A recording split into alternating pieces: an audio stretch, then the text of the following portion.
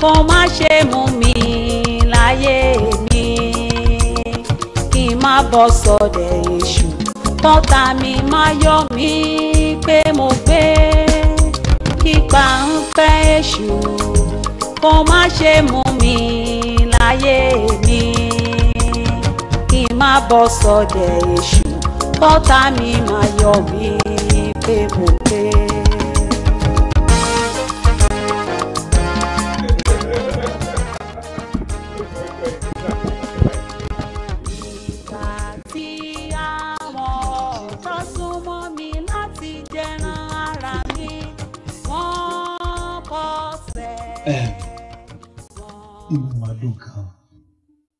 I mean the entire council of elders and my personal self.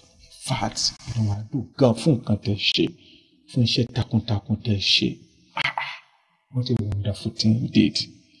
And pastor wa tó wà ní Amokoko, ó ní láti máa send message lé pé àwọn members tẹ́ ti ní, àwọn convert yín pé wọ́n ń ṣiṣẹ́ takuntakun. In fact, pé wọ́n ń sá pẹ̀lú gbogbo agbára wọn, wọ́n dẹ̀ jẹ́ good Christians. What a wonderful thing. And madam, I must also commend you. In fact, you are one in a million women. Obìnrin mélòó ló máa gbà láti tẹ̀lé ọkọ ẹ̀ lọ sí abúlé nínú gbọ́ láti lọ ṣiṣẹ́ ìrìn rẹ̀. What a wonderful thing it is. And the entire council of elders, with my approval, àti agree wípé ká fún yín ní gift kékeré yìí. Just a token. Thank you very much, sir. Yes. It's good.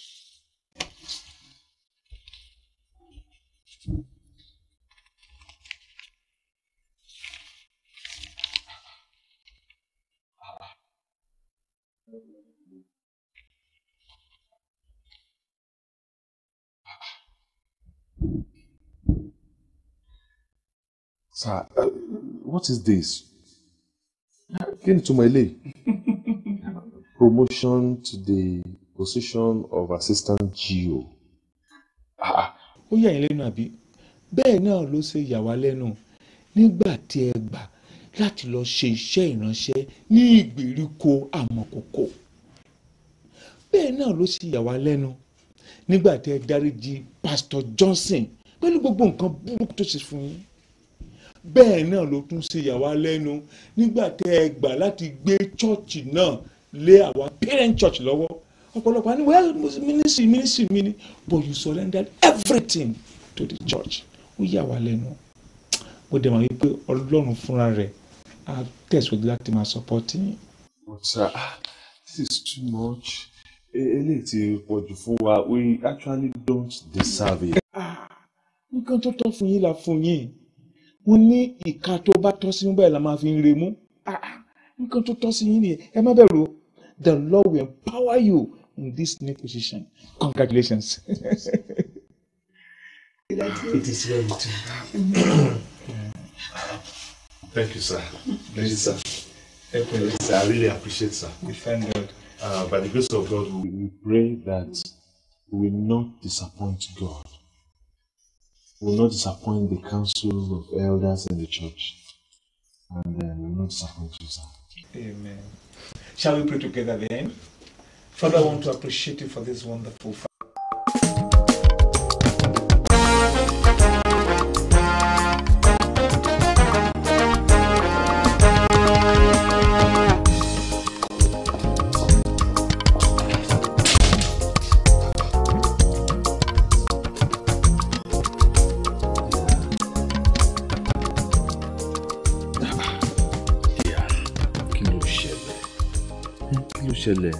What is it?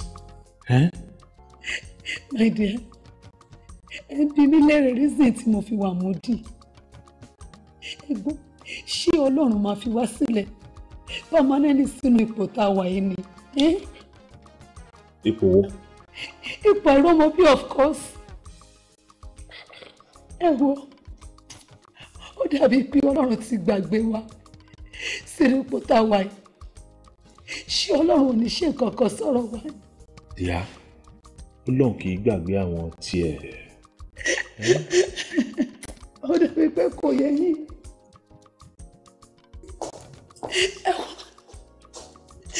My dear, you love the Lord. You serve Him with the whole of your heart. You equally love me. You are the type of man that every woman wants to have as husband. But why has God decided not to give us a child? Oh God, I'm a barren woman. No. You are not barren. You are not a barren woman. The fact wípé Ọlọ́run tí fún wa lọ́mọ, ó túmọ̀ sí wípé ẹ̀yà kan. Ọlọ́run sì máa ṣe. God will do it. Bóyá àkókò Ọlọ́run ni ò tí tó. Oh, spare me that. Ìgbà wo làkókò Ọlọ́run tó fẹ́ tó? Ṣé kàtà bá darúgbó? God, you have forgotten us. I wish you compensate our labors of love. Pẹ̀lú ọmọ nínú ìdílé yìí. Ọlọ́run ẹ fún wa lọ́mọ. Yeah, just take it easy. Ẹ jọ̀ọ́, ẹ ní sùúrù. Nǹkan tá a máa ṣe ni pé a máa tẹ̀síwájú láti máa gbàdúrà sí. Ọlọ́run á dẹ̀ ṣe. Thank you. Thank you. Ṣé a lè dúpẹ́ fún promotion tí Ọlọ́run ṣe pèsè fún wa ń sìn?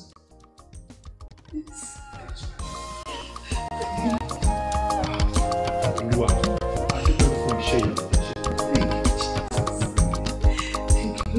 Promotion ńlá díẹ̀ fún wa. Bàbá mi ẹlẹ́bùrúkẹ́, bàbá mi tí ń jẹ́ mi ni, ẹ mà káàbọ̀, inú mi dùn àti rí yín, ó mà tójọ́ mẹ́ta tí mo rí yín kàn. Michael, ó tójọ́ mẹ́ta ní tòótọ́, ṣùgbọ́n ìwọ náà ló lé mi sẹ́yìn sí bí àwọn ìwà rẹ ló fa àlàfo díẹ̀ tó wà láàrin wa. Oyígíyìgí alágbára, mo gbìyànjú, mo ka ọ̀rọ̀ yín kó mo lè ń gbóhùn yín, mo ń gbóhùn yín gbogbo àwọn èso tẹ́ ẹ̀dẹ̀ kó lé mi lọ́wọ́. Gbogbo wọn náà ni mò ń tọ́jú, mo dẹ̀ sì ń gbóhùn yín lójoojúmọ́. Ó tí ì ṣe dáradára tó. Wọ́n ti gbé ìpà kẹta nìyí tó máa gbé ìgbésẹ̀ láì sọ fún mi. Débi tó tilẹ̀ gba ìtọ́ni lọ́wọ́ mi. Bàbá, kò rí bẹ́ẹ̀, kò rí bẹ́ẹ̀, mo ń ṣèwọ̀nba tí mo lè ṣe. Rárá o kò lè dá a ṣe. O kò lè dá gbogbo nǹkan wọ̀nyí ṣe láì sí mi níbẹ̀. Ìwọ náà rántí ọ̀rọ̀ Pastor George. Ó fìyà jẹ láì nídìí. Ǹjẹ́ o pè mí sí i? Ó tilẹ̀ tún fi ṣe igbákejì olórí, èyí ni assistant general overseer. Ǹjẹ́ mo rán ọ níṣẹ́? Bàbá mi, òyígíyìgí alágbára ńlá. Èmi rò wípé èmi lè gbé ìjọun lé lọ́wọ́ ni kí n máa darí ìjọun. Tí wá rí ti Pastor George tẹ́ sọ, nítorí pé mo ṣe wìrìwìrì tí mo fi ṣèdájọ́ ọ̀rọ̀ rẹ̀ ló jẹ́ kí n fi ipò assistant general overseer kí n fi tù nínú nǹkan tí mo ṣe nù. Tí o ti rí àṣìṣe rẹ, a fi ọ́ ṣe olórí, ó ń ṣe adarí láì gba ìtọ́ni ẹ̀mí mímọ́. Ìbá ṣe pé o dúró dè mí ni láti béèrè ìtọ́ni lọ́wọ́ mi, ìbá sọ fún ọ pé kì í ṣe ìgbéga ni Pastor George nílò nísinsìnyí. Ẹ dáríjì mi, mo ti pinnu àti mú yín bí atukọ̀ ayé mi àti atukọ̀ iṣẹ́ ìránṣẹ́ mi. Ẹ dákun, ẹ dáríjì mi, mo bẹ̀ yín ni. Òyígíyìgí, bàbá mi dídé mi ni, mo bẹ̀ yín ni. Mo dáríjì ọ́. Bó tilẹ̀ jẹ́ pé a ti parí gbogbo ọ̀rọ̀ nípa ọ̀rọ̀ rẹ ní ọ̀run lọ́hùn-ún, Michael, nítorí tí o rò pé o lè ṣe ohun gbogbo láì gba ìtọ́ni láti ọ̀run wá. A ti yọ ọdún 7 kúrò nínú iṣẹ́ ìránṣẹ́ rẹ. A sì ti fi àwọn ọdún wọ̀nyí kún ti aládùúgbò rẹ tí ó ṣe dáradára jù ọ́ lọ. Ẹ dáríjì mi, ẹ dákun. Oyígíyìgí, bàbá mi alágbára, ẹ dákun. Àánú lorúkọ yín, àánú lorúkọ yín. Ẹ ṣàánú fún mi. Ẹ fi àánú bẹ̀ mí wò. Ẹ dákun, ẹ dáríjì mi, ẹ dákun. Nípa èrò rẹ tí o gbà pé ìwọ ni a fi ṣe olórí. Rárá o, àṣìrò pátápátá ni eléyìí. ọ̀pọ̀lọpọ̀ àwọn adarí ìjọ ni wọ́n máa ń lérò wípé nígbà tí a bá ti fi wọ́n sí ipò àwọn ti jẹ́ ohun gbogbo fún ìjọ, wọ́n á ṣe ohun gbogbo bí ó ti wù wọ́n, ẹni tí wọ́n bá fẹ́ wọ́n á ṣe dáradára sí i, ṣùgbọ́n ẹni tí wọn kò bá fẹ́ wọ́n á fìyà jẹ láì nídìí. Michael, tí ò bá ṣe pé a ro àwọn làálàá rẹ láti àtẹ̀yìnwá, ìjìyà rẹ̀ bá pọ̀ jù báyìí lọ o. Nítorí náà láti òní lọ mo fẹ́ kí o gbà pé a fi ọ́ sí olórí láti jẹ́ aṣojú fún Olúwa Ọlọ́run Elédùmarè ni, kì í ṣe láti ṣe ohun tí ó wù ọ́. Tí o bá sì gbìyànjú láti tẹ̀síwájú láti ṣe ohunkóhun láì gba ìtọ́ni ẹ̀mí mímọ́ tí òun fi wìrìwìrì wàdùwàdù sí ohun gbogbo, a ó yọ ọ́ kúrò pátápátá nínú ipò náà. ẹ jọ̀ọ́ látòní lọ mo ti yọ̀ọ̀da ìdarí ìjọ lé yín lọ́wọ́ kẹ́ ẹ máa darí ẹ lọ ẹ jọ̀ọ́. Ó dáná ìránṣẹ́ mi, mo ti gbọ́ ẹ̀bẹ̀ rẹ, mo ti gbọ́ àlàyé rẹ, ṣùgbọ́n nísinsìnyí mo fẹ́ kí o lọ sọ fún Pastor George pé a ò gbàgbé rẹ̀ nínú ipò ìyàgàn tí ó ti wà láti bí ọdún 10. Ṣebí Pastor George ni ó fa ìyàgàn sí ilé rẹ̀ nítorí kò sí ohun tí mo ní kí ó ṣe nígbà tí ó ṣe ìgbéyàwó. Eléyìí ti lágbára jù, eléyìí lágbára o. Wo Michael, ṣé ìwọ náà ti rí bí àìgbọràn ṣe jẹ́ kí Pastor George fi ìkánjú lá ọbẹ̀ gbígbóná? Tí ìbá ṣe nítorí àánú, Pastor George bá wà láìlọ́mọ láyé ni, ṣùgbọ́n nísinsìnyí nínú ìbínú mo ti rántí àánú, mo sì ti wá láti ṣàánú fún un. Ẹ ṣé o, ẹ ṣé o, ẹ ṣé o. Nítorí náà ìránṣẹ́ mi, n ó wá máa lọ, ṣùgbọ́n kí n tó máa lọ mo fẹ́ kí o tẹ́tí sílẹ̀ gbọ́ eléyìí dáradára. Mo fẹ́ kí o máa ṣe ìdarí ìjọ pẹ̀lú ìtọ́ni láti ọ̀dọ̀ èmi Ọlọ́run ìjọ. Mo fẹ́ kí o máa ṣe ìdarí ìjọ pẹ̀lú ìtọ́ni láti ọ̀dọ̀ èmi Ọlọ́run ìjọ. Mo ní mo fẹ́ kí o máa ṣe ìdarí ìjọ pẹ̀lú ìtọ́ni láti ọ̀dọ̀ èmi Ọlọ́run ìjọ. Ó dàbọ̀. Ẹ wá wo ohun tí ìkánjú ń ṣe. Ṣàánú fún mi, ṣàánú fún mi. Bí ìran ṣe lọ ni Wíríwírí. bàbá àgbà nínú ìran yẹ ó sọ fún mi wípé ìyàgàn yín nínú ìdílé èyí ohun àìrọ́mọbí yín ó ní í ṣe pẹ̀lú àìgbọràn yín pásítọ̀. Mo á fẹ́ kẹ́ ẹ ronú jinlẹ̀. Bóyá ní ìgbà ìgbéyàwó yín bí ó sì nǹkan kan tẹ́ ẹ ṣe tí ò kẹ́ ẹ ṣe. Mọ̀díá, ẹ tètè ronú sí kíákíá náà. Ronú pẹ̀.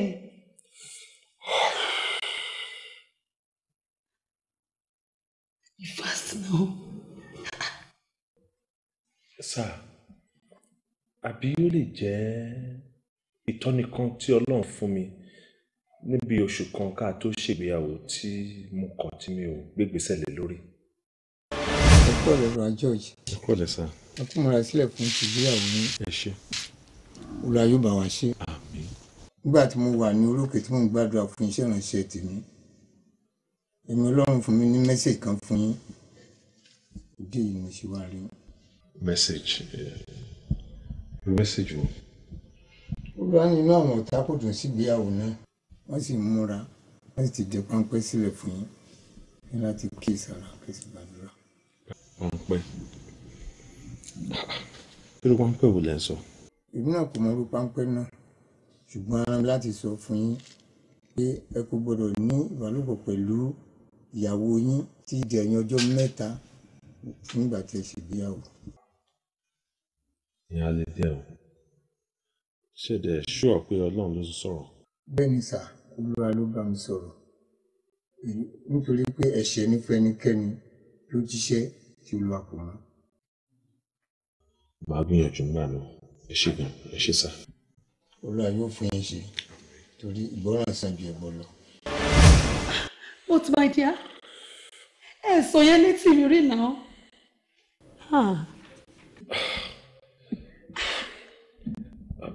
Mo sorry gan. Ṣé ni mo rò pé wọ́n á lè dá gbàdúrà láti ré ibi ìdáná. Ẹ̀mí mọ́dẹ̀ rán mi létí o. Olúwa George, mo gbìyànjú gbogbo ipá mi kó jẹ́ wípé èmi ni màá fẹ́ ọ. Ṣùgbọ́n o kọ̀. A ti jọ wà ní courtship oṣù 6. Kó tó sọ wípé èmi kì í ṣe ìfẹ́ Ọlọ́run pípé fún ayé rẹ. Mo dẹ̀ ti jẹ́ kó bá mi lájọṣepọ̀ lẹ́ẹ̀kan ṣoṣo ní courtship wa. Nísìnyí, o ti wá rí holy sister. Honestly, reception was stressful.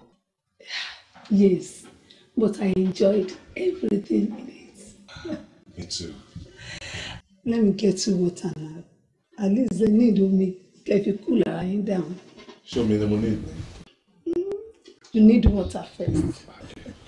I'll be.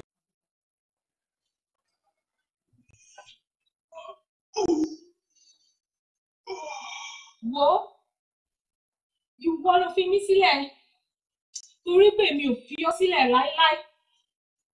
A ti wá fún mi ní agbára. Pé tẹ̀yin méjèèjì bá ti lè jọ sùn sórí ibùsùn yìí. Tí ẹ sì lájọṣepọ̀ lónìí tàbí lọ́la, ó parí.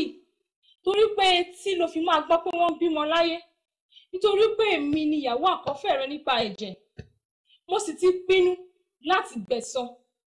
Màá gbẹ̀san sẹ́.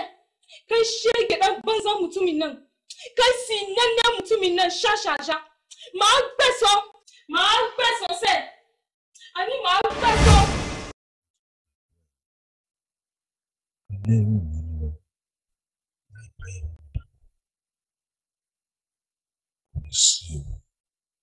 Just love him. That's my husband. The cool. The viewers bring in the time. You water now. So you drink this water first.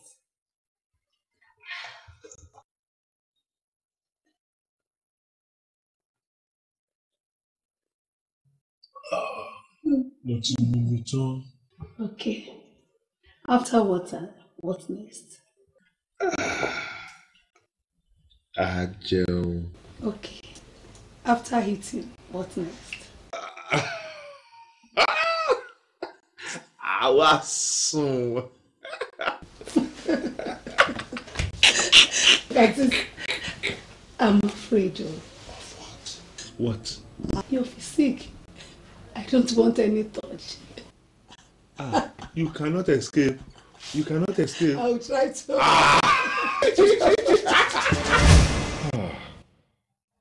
Mo ṣe lòdì sí ìtọ́ni Ọlọ́run. Mo sì ti bẹ̀bẹ̀ fún àánú. Ẹ ti pa mí kẹ́.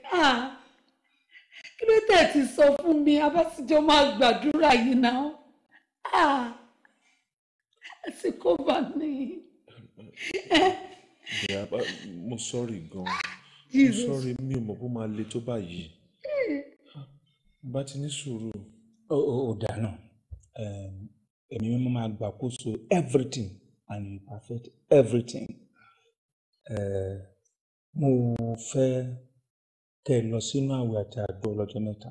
Èmi gan náà máa lọ́ra pọ́pọ́ lónìí. Mo dẹ̀ mọ̀ wípé dájúdájú Ọlọ́run á tún gbogbo ṣe. Àmín. Ọlọ́run má jẹ́ n para mi lórí asán. Ẹlẹ́dàá mi má jẹ́ n ṣera.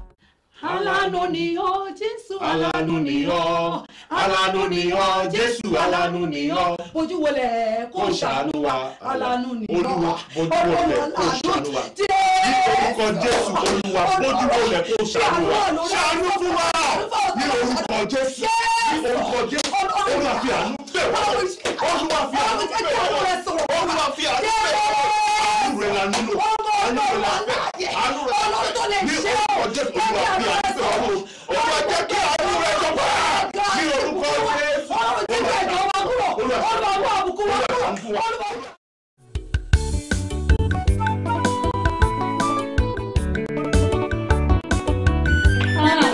Pastor Johnson, you are welcome, sir. Ẹ ṣé gan. Ẹ ṣé. Ọjọ́ mẹ́ta. Ẹ ṣé. Àwọn bẹ́rẹ̀ nǹkan. Àwọ̀. Inú mi dùn láti rí. Ẹ ṣé. Ẹ pẹ̀lẹ́. Àwọn bẹ́rẹ̀ nǹkan. Àwọ̀. Wọ́n sọ pé pastor sí around. Yes. Wọ́n lọ visit àwọn brethren tó ń join wa náà last Sunday. Okay. She and fellow upon necessary in the ministry. Very necessary. Please sit down. Yes, thank you very much.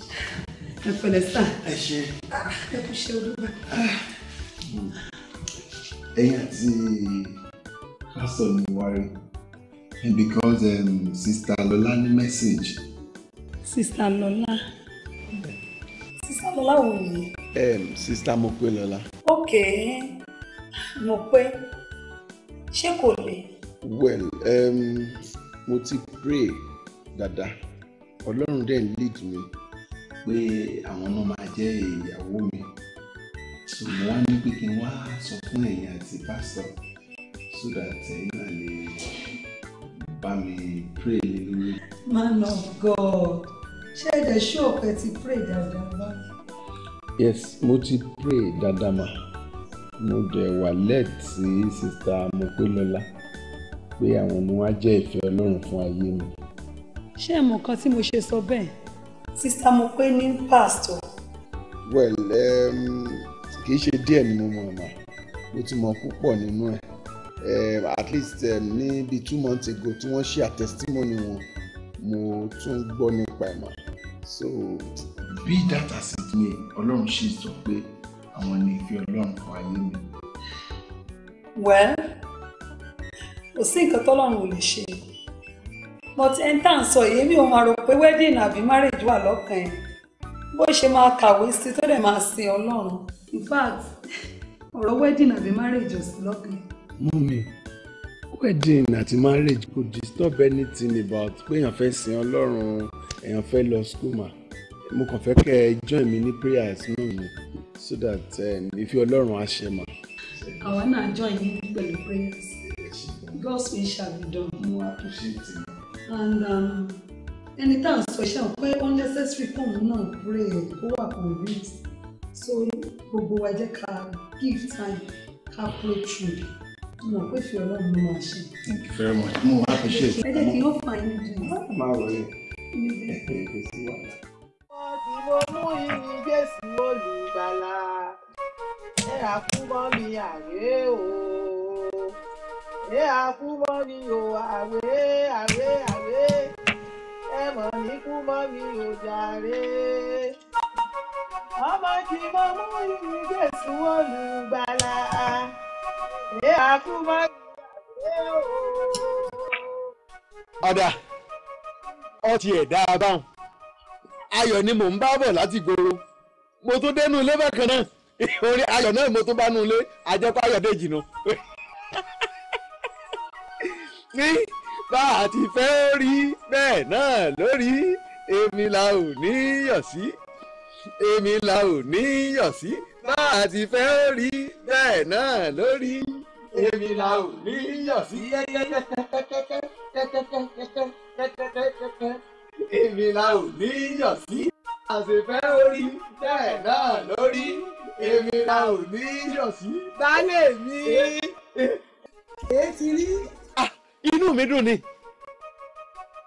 Ọlọ́run bùjọ́ sí lẹ́sẹ̀ ó sọ ayọ̀ mi di kíkún n ó bí ọ́n béèrè kan kí lóhun tó rò pé ó lè múnú mi dùn báyìí. Ó ti képo wa dé. Èpò kọ́ ó jìnnà sí. Ká mọ̀ bó kò lọ lé olóró ọ̀dọ̀ àjà ó ní ti ń bọ̀ yìí. Kí ló sàjà? Òun ló tẹ̀ sí létí pé ló gbé lé lọ́wọ́ bí ọmọ tuntun. Ìyàwó alàgbà bímọ. Ìyàwó alàgbà bímọ. Alàgbà. Ọ̀dọ̀ àjà ó mọ̀ sí bọ̀. Òun ló tẹ̀ lé lọ́wọ́ bí ọmọ tuntun. Ó níyàwó alàgbà bímọ. Ìyanu ńlá. Sọ ọmọ pé ní ọjọ́sí ní ìjàpá lọ sí ìlú ńlá ìlú òní. Àmọ́ tẹ́lẹ̀ pé alàgbà òun ìyàwó rẹ̀ bínú sọ lórí débi pé yóò fi ẹ̀yìn gbọ́mọ kan. Bẹ́ẹ̀ni. Àgbà tá a rí ṣùgbọ́n ní ìsí o àrùn oyún kọ́ lè yí mọ́ o. Ọmọ ti dé. Ọmọ ti dé. Ọmọ ti dé. Ó ti dé. Ó ti dé. A dúpẹ́ lọ́dọ̀ Ọlọ́run. Jésù yìí mọ̀ lágbára o. Ìyanu ńlá. Àṣé alàgbà tí ìyàwó rẹ̀ ò tí ì bímọ wọ́n sì ń fi ayọ̀ ṣiṣẹ́ Olúwa. bẹ́ẹ̀ni bẹ́ẹ̀ni. Baálé mi ìgbàgbọ́ mi tún lé sí i ó lè bẹ̀ sí i. Bí n bá ti ń jí jáde láàárọ̀ la tí mò ń wàásù nídàájí láàárọ̀ la wọ́n tún máa tẹnu mọ́ pé Jésù mú ìyàgò ọdún 11 kú o. ó sì dọ́lọ́mọ. alágbára lọ́lọ́run. Jésù yìí wọ́n ní tí alágbẹ̀dẹ bá ń lurin lójú kan láì ó fẹ́ mú nǹkan jáde níbẹ̀ ni. bẹ́ẹ̀ni. n ó dìrọ̀ mọ́kùnrin èyí tí mo gbá mú yìí n ó dìrọ̀ mọ́. ká tó fọ̀rọ̀ ẹ sọ̀rọ̀ mo pé lọ́lá ó pè lọ́sọ̀. ayọ̀ náà ni ayọ̀ ni ó ní pé kábòun dúpẹ́ lọ́dọ̀ alàgbà àti ìyàwó wọn ó ní wọ́n ń tọ́jú òun gan-an ní o wọ́n ń tọ́jú òun kábòun dúpẹ́ òun níta Ọlọ́run ni ó bá a dúpẹ́ Ọlọ́run ni ó bá a dúpẹ́. ó yẹ á dúpẹ́. bẹ́ẹ̀ ebi Yorùbá bọ̀ wọ́n ní ẹni àṣẹ lóore tí ò dúpẹ́. nígbà tí àwọn fi gbọ̀n ọ báyìí tí èso gidi tí èso gánà. bẹ́ẹ̀ ni á dúpẹ́.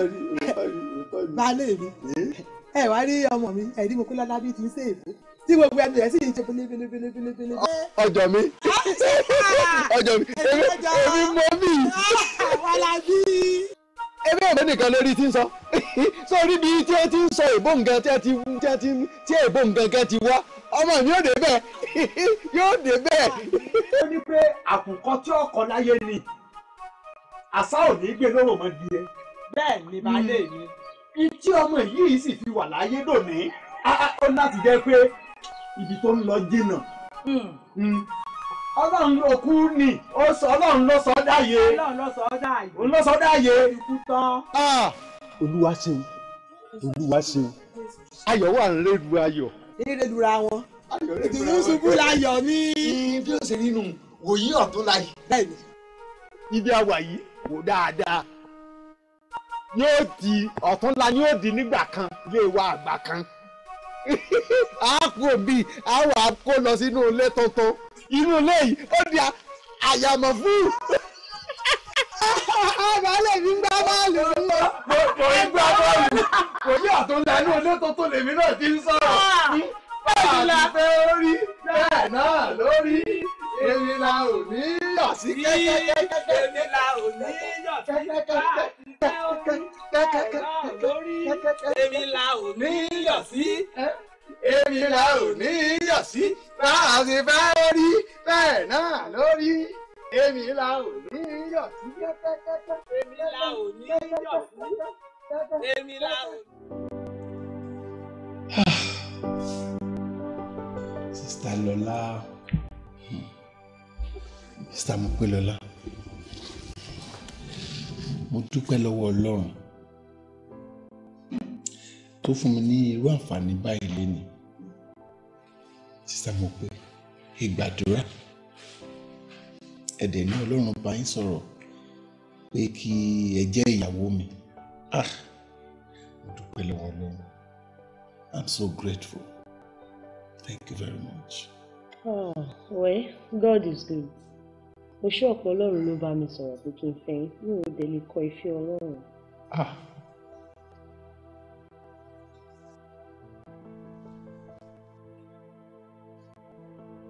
Sista Mopé, ẹ ní èmi ní ìfẹ́ Ọlọ́run.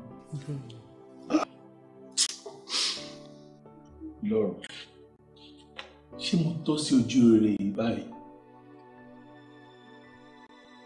Èmi alágbèrè, èmi òpùrọ́, èmi apànìyàn, mo pa Péjú, mo rán lọ sọ́run àpáàdì, èmi ni mo ti di ìfẹ́ Ọlọ́run báyìí.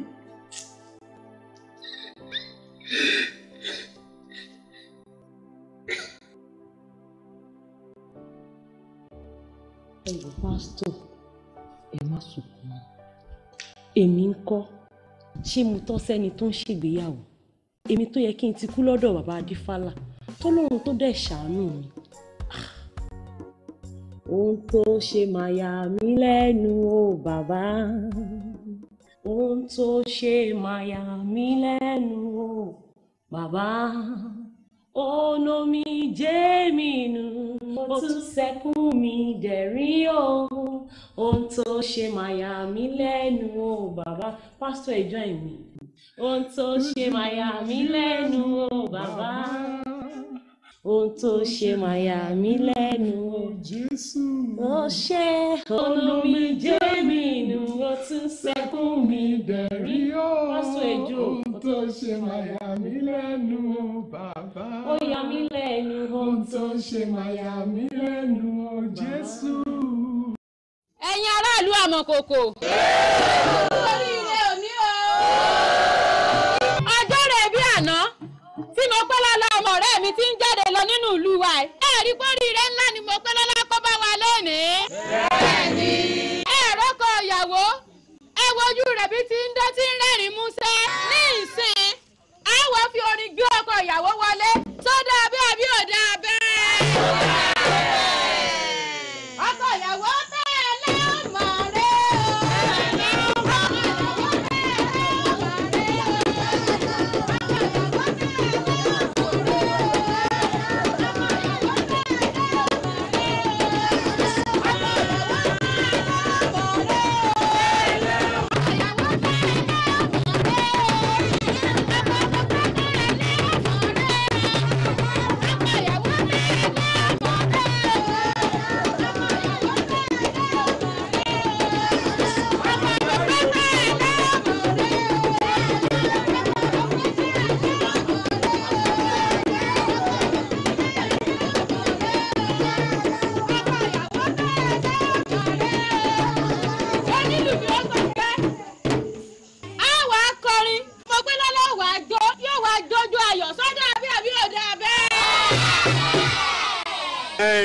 mo kí gbogbo wa o kí mo fẹ́ lọ́wọ́ tó jáde ní ìsìn mo fẹ́ kọ orin kan orin níwà lèmi mo pẹ́ lọ́wọ́ fi àjò jáde yóò àfi àjò kò ti ọkọ rẹ̀ ní inú mi dùn orí mi lókun tẹ̀ ń bá mi fà lónìí àbọ̀rọ̀ mi ò yé yín ẹ ò máa sọ yí pé ayọ̀ ayọ̀ akárí gbogbo wa ayọ̀ ayọ̀ ayọ̀ akárí gbogbo wa bàbá mi mo ti káyọ̀ dé o.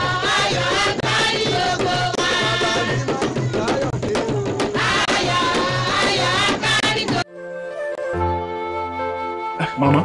Alàgbà, ẹ dákun, ṣé ẹ kó àwọn ẹrù ìbímọ lọ́wọ́ àti ẹrù ọmọ? Àwa kò sáré wá ṣe ṣíṣe ń bí ni. Báwo la ṣe mọ̀ wípé a máa bímọ ń bí? Anyway, ẹ jẹ́ n lọ wọnú mọ́tò bóyá ìyàwó mi fi àwọn ẹrù kọ̀ọ̀kan síbẹ̀. Ṣùgbọ́n tá a bá rí ẹrù kọ̀ọ̀kan màmá, nǹkan tẹ́ ẹ bá lè ṣe. Lọ ṣe ẹ jẹ́ bá mi gbẹ̀bí náà ẹ jọ. Wọ Ọlọ́run, tó o mú ìmọ́lẹ̀ wá Àmọ̀kòkò wa níyì, ó tún ṣe ìyanu lónìí, ìránṣẹ́bí rẹ̀ ó bí wẹ́rẹ́. Bí ẹ bá yòó kù, bí ẹ lè kù. Ọmọ yìí mi. Bí ẹ lè kù, bí ẹ bá yòó kù, bí ẹ gbé. Jàmí. Lọ́jọ́ bí ẹ. Ẹ ṣeun o, adúpẹ́ o, adúpẹ́ ayọ̀ kárí o. ẹ̀yin aráàlú Àmọ̀kòkò oríire ńlá la mọ̀ ṣe ẹ wo gbogbo nǹkan tó kọ ìyàwó kọ́ wá ẹ wo ẹlẹ́rìn dòdò ẹ wo sùn ńláńlá ó dáa bẹ́ẹ̀ àbí ò dáa bẹ́ẹ̀.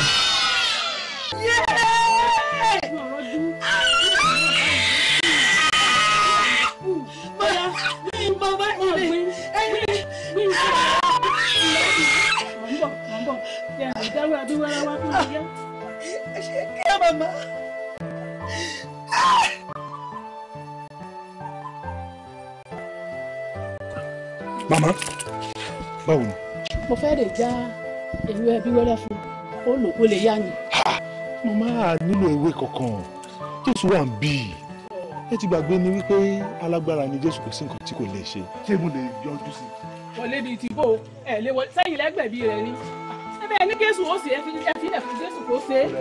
Jésù máa ṣe alágbára Jésù kì í já ní ìkulẹ̀ Jésù Olúwa. Ìwọ ló lágbára jù láyé àti ọ̀run.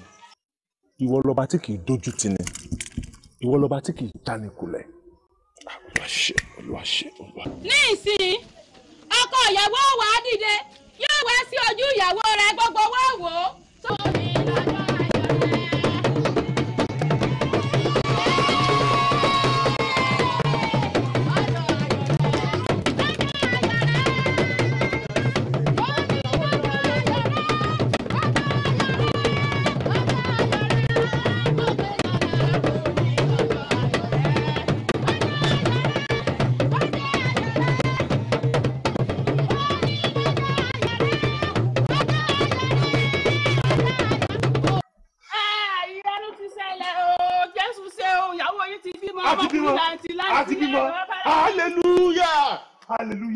hallelujah.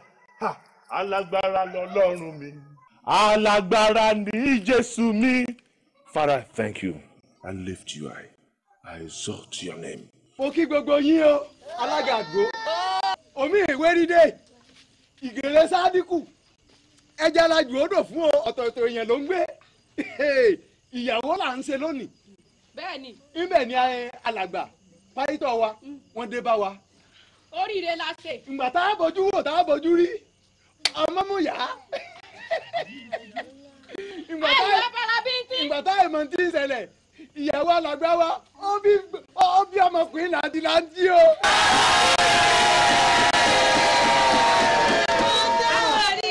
Ayọ̀ wa pọ̀ sínú. À ń ṣèyàwó lọ́wọ́, àmọ́ tún tẹ̀lé. Ayọ̀dèjì nù. Ayọ̀dèjì. Ayọ̀ kárí ẹnì kọ̀ọ̀kan wá o. Ayọ̀ akárí gbogbo wa. Ayọ̀ akárí gbogbo wa. Ayọ̀ akárí gbogbo wa.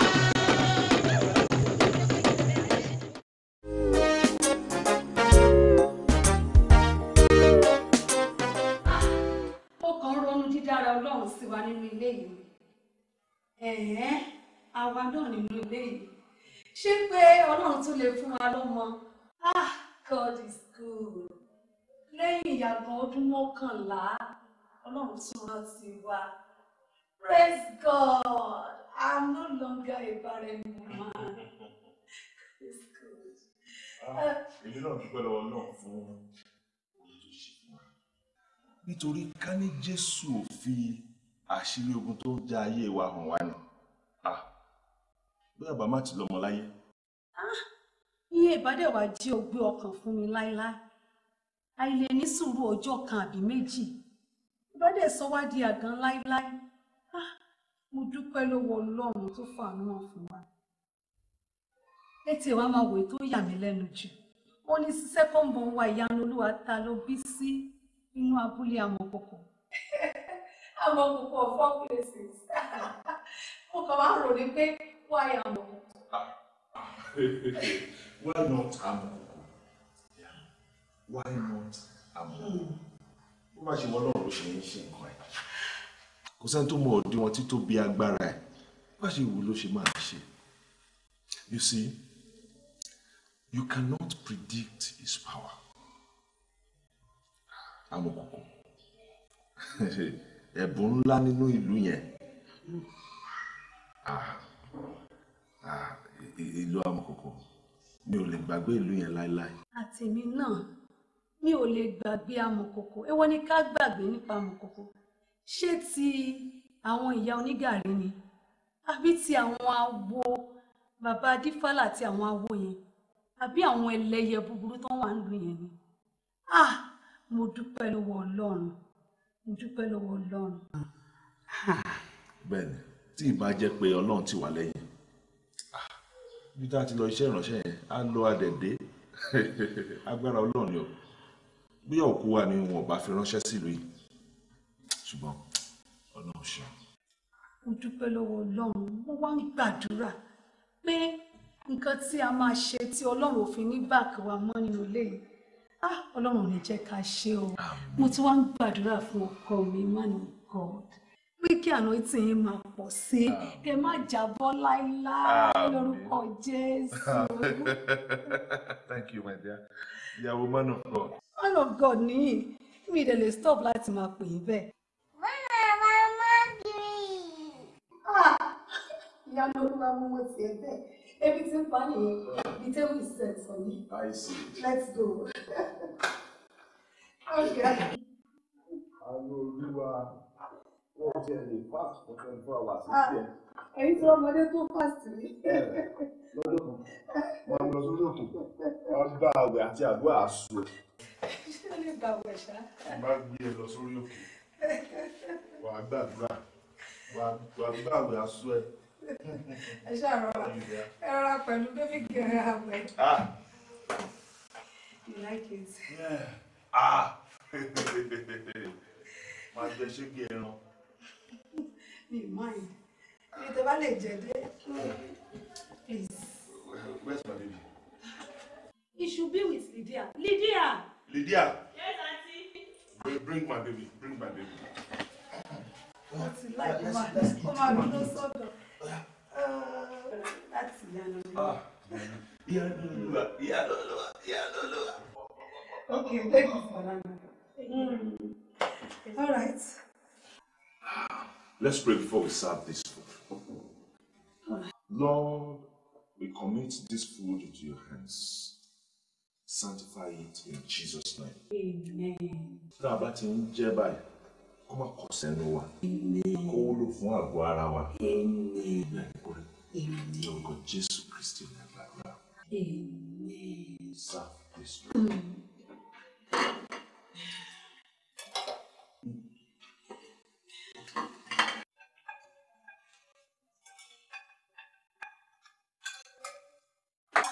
Esse dúró kí Francis. You know that? I'm Lord. That's good. It's a mind. It's one. That's like my baby space. You should go and sit there. I don't want distraction. I want to be very well. I trust you. Kò sí oúnjẹ ní ìdílé ìbẹ̀rẹ̀ mi. Àfi oúnjẹ mi. Àfi oúnjẹ ìyàwó mi. Yes. Àfi oúnjẹ ìyàwó mi. My baby, come here.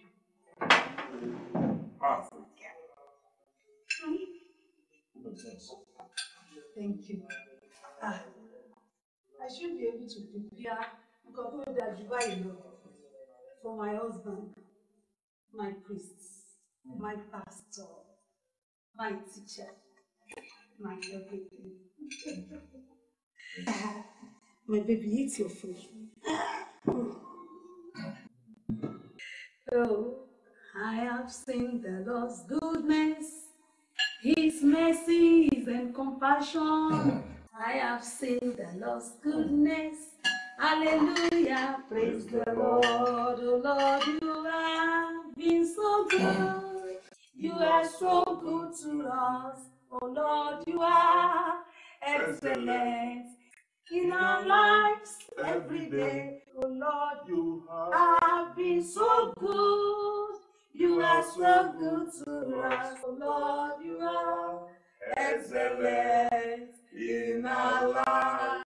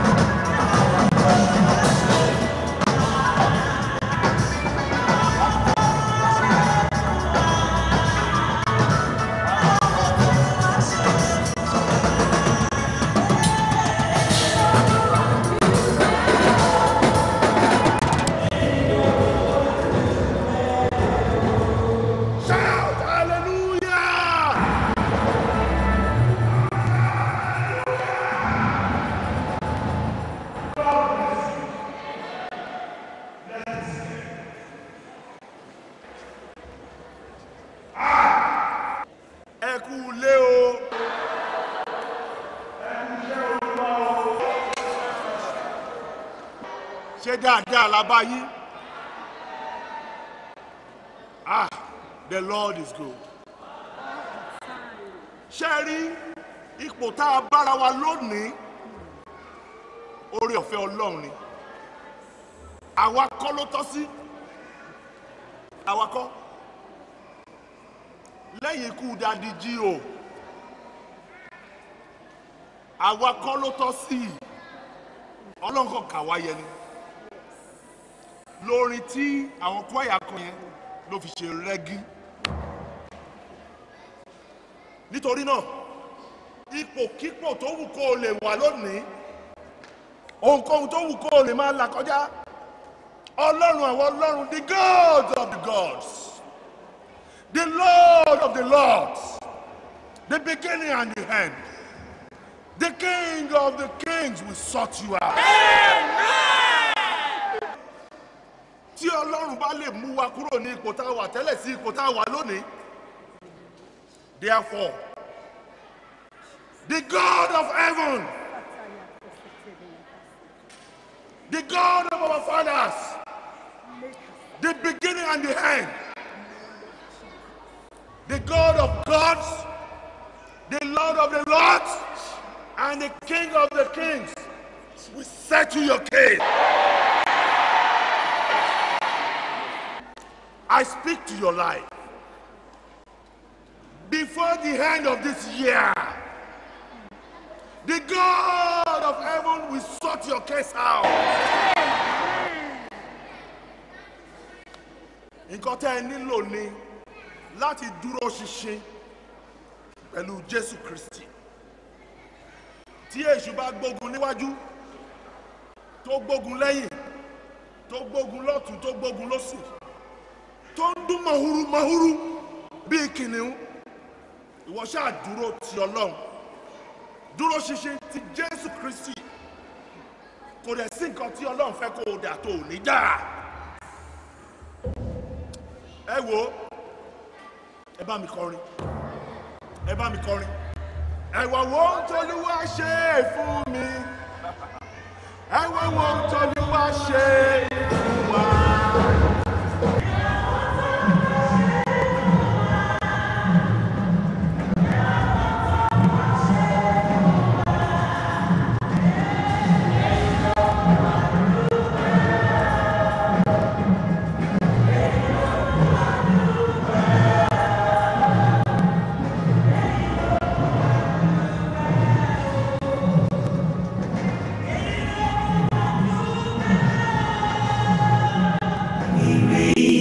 Kristẹni ó máa léwu, ohun akánjú ṣe ó lè yọrí sí àbámọ̀. Dúró de Olúwa, ọ̀rẹ́ mi má ṣe kánjú. Ìgbà rẹ̀ á dára, mo róye o, ìgbẹ̀yìn á dùn. Ìrírí Kristẹni ó máa léwu, ohun akánjú ṣe ó lè yọrí sí àbámọ̀. Dúró de Olúwa, ọ̀rẹ́ mi má ṣe kánjú. Ìgbà rẹ̀ á dára, mo róye o, ìgbẹ̀yìn á dùn.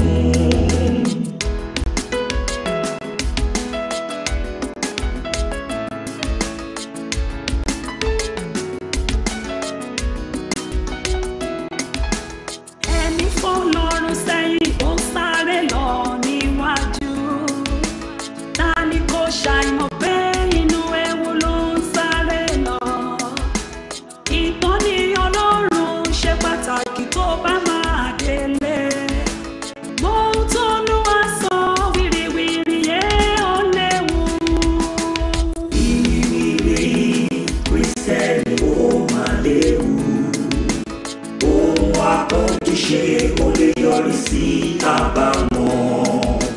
Dúró de Olúwa, ọ̀rẹ́ mi má ṣe kánjú. Ìgbà rẹ̀ á dára, mo róye o, ìgbẹ̀yìn á dùn.